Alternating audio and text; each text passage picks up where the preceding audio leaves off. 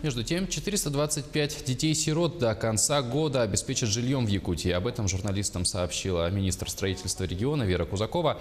Напомним, в регионе реализуют программу по обеспечению качественным жильем и повышению качества жилищно-коммунальных услуг.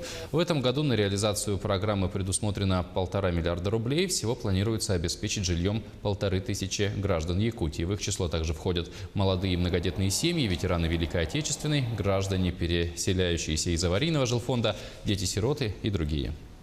Детей-сирот у нас, как нуждающиеся, стоят в очереди. Это 1100 детей, которые возникло право получения жилищного строительства. В этом году предусмотрены средства более миллиарда рублей. И это для предоставления жилья детям-сиротам, которые встали в очередь еще 15, 16, 17 год в этом году заканчиваем. И частично, и часть детей-сирот 2018 года.